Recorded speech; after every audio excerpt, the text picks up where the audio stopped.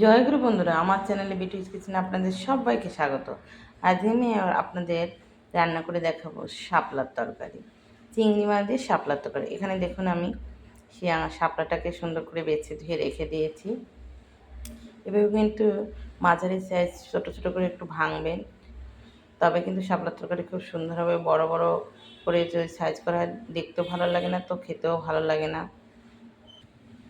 এখানে আমি মাছ ভেজে নামিয়ে নিয়েছি চিংড়ি মাছ। সেই তেলের ভিতরে আমি জল দিয়ে দেবো। এবার শাপলা তরকারি কিন্তু আগে জলটাকে জাল দিতে হয়,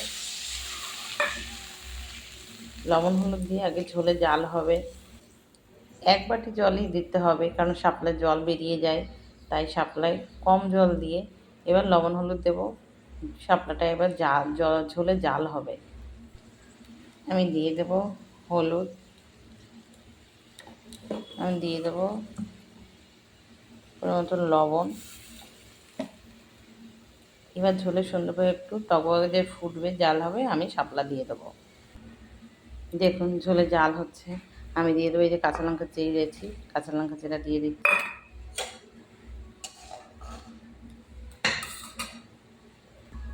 আমি এই ঝোলের পরে চিংড়ি মাছ ভেজে রেখেছি, চিংড়ি মাছটা দিয়ে দেবো।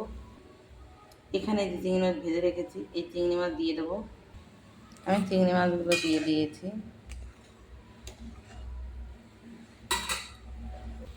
দেখুন বন্ধুরা, ঝোলে কী সুন্দর জাল হচ্ছে। এবার আমি এই যে শাপলা বেছে রেখেছি, শাপলাটা দিয়ে দিচ্ছি। শাপলাতে ঝোল দেখুন ঢেকে গেছে, মনে হচ্ছে ঝোল দেইনি, কিন্তু এই শাপলায় এক্ষুনি এই শাপলা থেকে জল বেরিয়ে যাবে, কারণ শাপলাটা জলীয় জিনিস। শাপলা একটু সময় থাকার পরে কমে গিয়ে একদম জল হয়ে যাবে, তখনই ঝোল বেড়ে যাবে। আর এই শাপলার তরকারিতে ঝোল বেশি হলে কিন্তু ভালো লাগে না।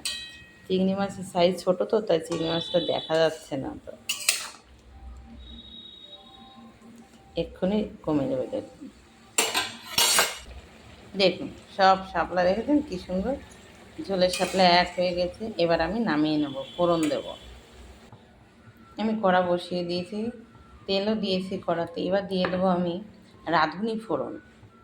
শাপলার তরকারিতে কিন্তু রাঁধুনি ফোড়ন দিতে হয়, তাহলে জোলো তরকারি যদি জিরে দেওয়া হয় আরও জোলো তরকারিটা হয়ে যায়।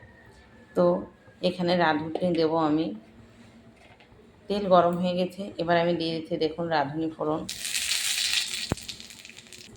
এই রাঁধুনি কিন্তু অনেকে খায়, অনেকে খায় না, অনেকে চেনেও না। তো এই রাঁধুনি শাক, যে কোনো শাকের তরকারি, শাপলা তরকারি, লাউয়ের তরকারি, এগুলোতে এই রাঁধুনি ফোড়ন দিলে তরকারিটা সুন্দর খেতে লাগে, টেস্টও লাগে।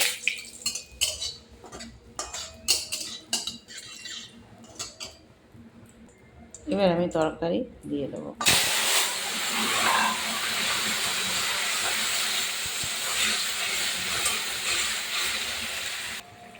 আমার শাপলা তরকারি হয়ে গেছে, আমি নামিয়ে নেব। শাপলা তরকারি কিন্তু আমার ভীষণ প্রিয় খেতে, ভীষণভাবে আমার ভালো লাগে শাপলার তরকারি। এবার নামিয়ে নিচ্ছি। দেখুন শাপলা তরকারি কী সুন্দর হয়েছে। এভাবেও কিন্তু অতি অবশ্যই আপনারা শাপলা তরকারি রান্না করে খেয়ে দেখবেন। আমার এই রেসিপিটা যদি ভালো লেগে থাকে তাহলে please please please like share comment করতে কিন্তু ভুল করবেন না, আর সাবস্ক্রাইবটা করে দেবেন। জয় গুরু।